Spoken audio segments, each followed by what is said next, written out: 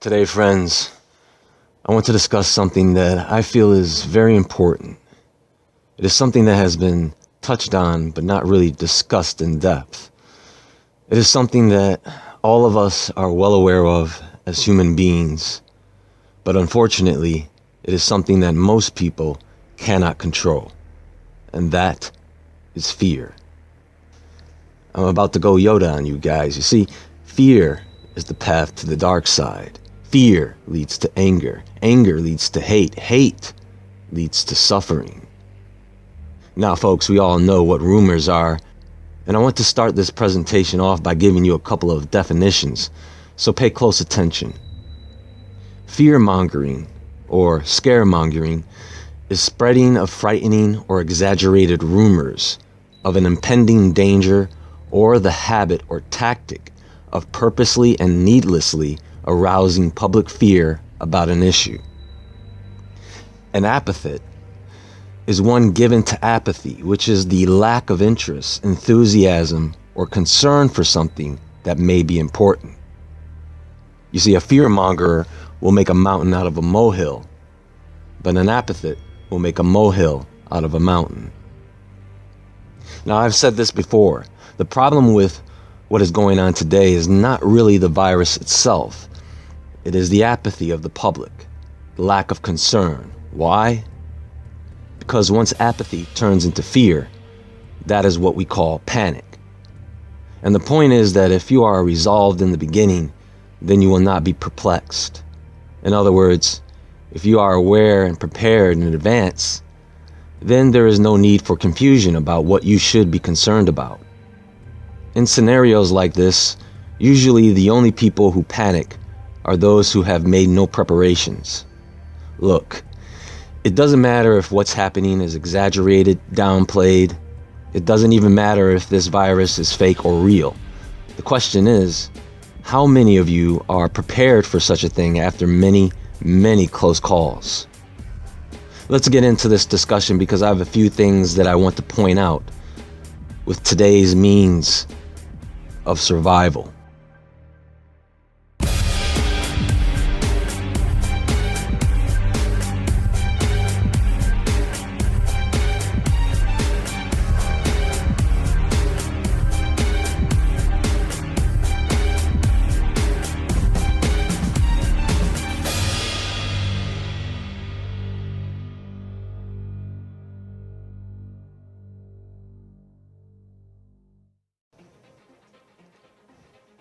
So let me ask you all a question.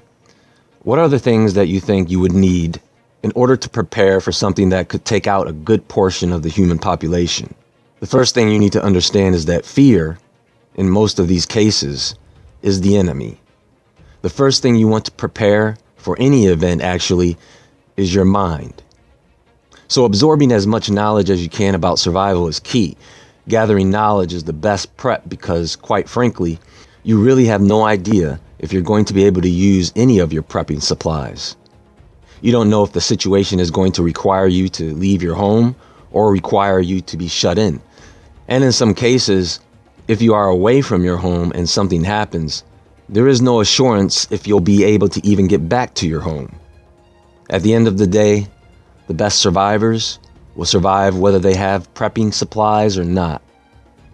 Now, I know that this may be a difficult thing to do, but the next thing is, whether you believe in God or not, you want to come to terms with life and death, and you will want to prepare yourself spiritually.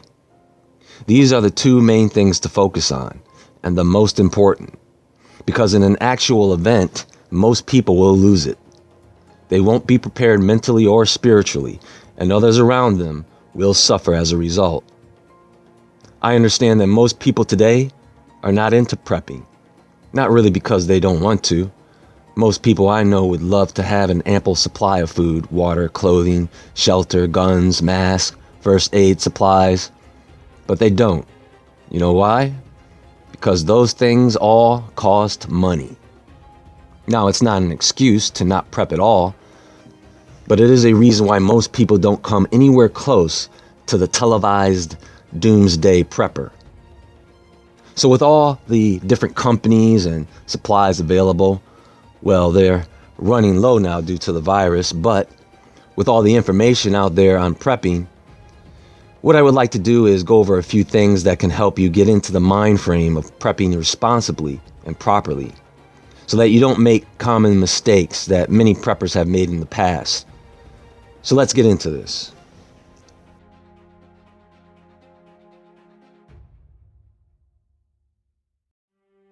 So first things first, because of what's happening today, advanced prepping supplies may be limited, namely long-term storable food, masks, first aid kits, hazmat suits. I'm not sure what the availability of these products are as of today, so I want to give you some things to consider while going the prepping route so that you don't make these mistakes. Now, if you are alone or live alone, that's one thing, but ideally, you do not want to do this alone. You want to involve family and very, very close friends that you trust. And not just trust, but that you trust with your life. If you live with family, you absolutely need to involve them for several reasons that I am about to get into. Not only do you want to get them involved, but you want to share with them the information that you acquire on this matter. One of the reasons I said you need knowledge first is because many people lack simple survival skills. Do you know how to build a fire? Do you know how to use a knife as a multi-tool while keeping that knife sharp? Do you know how to forage for wild foods without poisoning yourself and or your family? Do you know how to hunt, trap animals? Do you know how to gut clean and skin those animals? What about storage? If there is no power or refrigeration, do you know how to store certain food items? Let me ask you a question. Whether you own a firearm or not, do you know how to defend against multiple invaders at once? These are a few of the many things you will want to gain more intel on as you prep. Which brings up another point. Some people out there think that the only thing they need to prep is weapons. And I really do think I need to explain why that is not a good idea. Spending too much time on home defense tends to take away from the expenses of stocking other supplies, like food. You want to have the minimum, but you do not want to go overboard, giving yourself a false sense of security. Most people I know who own guns, when it comes to skills, they're not John Wick. With that said, when it comes to evaluating the risk, defending your home should not be the first on your list, because people coming after you and your stuff usually happens later on. You need to prepare for the greatest threat first. Or in other words, you need to prepare for a series of events in the order that they most likely will occur. The most common thing to occur in an event is usually a power outage. Do you have a generator or generators? If so, how is your fuel supply? Most people right now don't even have a full tank of gas in their vehicle. Do you know how to store gasoline? Because of oxidation, it only lasts around 6 months. So it's going to be very tricky to store it while waiting for something bad to happen. Which brings us to the matter of rotation. When storing gasoline, you want to establish an ample supply, and then you want to use the gas as you store it, using the oldest gas first in rotation so that you always have a fresh supply of gasoline. The same with food and water. All that stuff needs to be constantly checked and rotated like you're the stock clerk at a grocery store. You can't just throw food on a shelf and just leave it there for emergencies only. It should all be things that you are consuming regularly, and it should be replaced regularly. And make sure that the food you are storing is food that you will actually eat and enjoy eating. It makes no sense to stock up on dried vegetation that you can't stand the taste of. And you really have to consider where you are storing this stuff. You can't just throw it in the basement. You need to know the temperature and humidity, or you'll wind up locking yourself in a bunker with bad food and water. Do you know how to store water? For example, you can't just rest 5-gallon plastic jugs of water on concrete, as the water will absorb those chemicals through the plastic over time. They have to be off the ground. Did you know this? Do you know about stacking certain foods on top of each other? Vacuum sealing, jarring and canning food, things like that. Do you know how bacteria forms and how long certain foods last before expiration? Do you understand that food labels with expiration dates are only there due to regulations? It doesn't mean that on those dates that the food is no longer good for consumption. Speaking of food storage, do you know how much food you will need in any event? Do you know how much water you will need? You cannot afford to be short on these two supplies. And that really comes down to organization of your prepping supplies. You need to know exactly what you have, where it is located. Some people go out and get all these supplies. They stick them in a closet or basement thinking that they are going to get to the organization part later. And sometimes that stuff just sits there. And more often than not, it gets ruined or old. You should have a 3-day supply of food and water. And that's all you need, because that's how long it would take for us to come save you.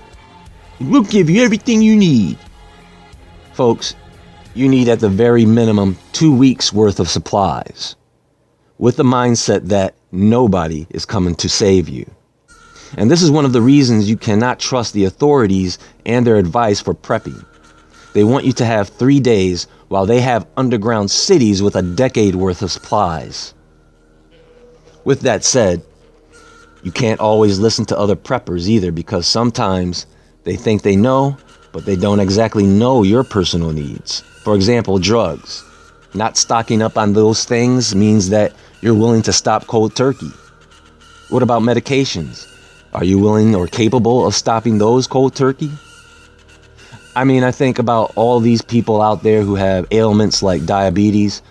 From what I understand, you can't make insulin at home.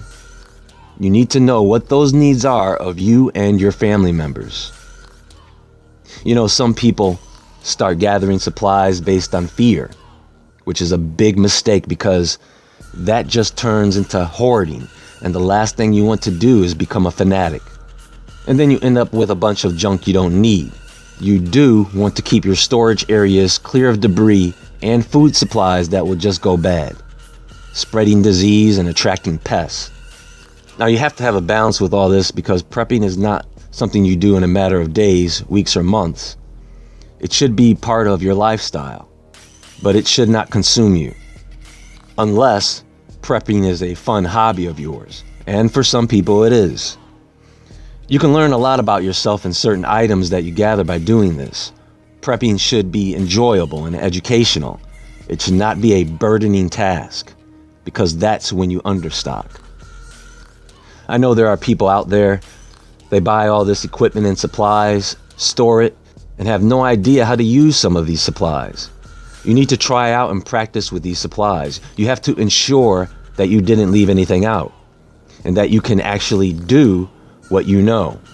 Does you no good to prep guns if you don't know how they work, how to assemble them, disassemble them, clean them, and fire them, right?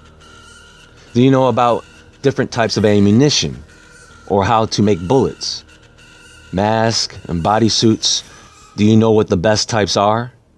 Do you know how to take that stuff off properly in case of infectious disease? You have to make sure that this stuff fits and seals. What about garbage, folks? What are you going to do with your garbage and waste? Waste management is probably not coming to pick up that stuff. So do you know how to dispose of it? Do you know what to do with human waste? Also, you don't want to spend too much time focusing on one item to stock. It slows down the process. It can make you lazy, and the other needful things get neglected, like your health. Physical preparation also involves you keeping your body in tip-top shape. I mean, if you need to at some point flee on foot, that's going to be an issue if you can't run, or if you don't have the means to keep you healthy while traveling. And that really comes down to planning things out well. Planning your escape routes and destination, and having several locations for supplies if possible. You need to know what to do first in order of procedure, and you need to know what the authorities are going to do in order of procedure. How long it takes them to set up quarantines, curfews, all that stuff. You need to know how they operate in those scenarios. You know, there are people out there who consider themselves preppers, and sometimes they can break one of the most monumental rules of prepping, and that is opening their big mouth. Some people can get ahead of themselves and start babbling to people, their neighbors, about what they have in stock. Big mistake. It reminds me of the old Twilight Zone episode where a doctor was sitting down having dinner with some of his closest neighbors, his friends. Well, all of a sudden they were warned about a possible missile attack on the US without confirmation, and everybody started to panic. Turns out, though, that the old doctor had built a bunker in his basement, and everybody knew about it. So, of course, all his friends began to gather at his home, demanding that he let them into his bunker, designed only for a single small family. All hell broke loose. Violence and aggression erupted out of desperation, and they ended up breaking down the bunker door by force, only to find out that the warning was a false alarm. At the end of the day, we cannot let fear become the source and fuel for prepping for disaster. It doesn't work. And we cannot let our guard down, put our complete confidence in others, because fear is what will drive them against you.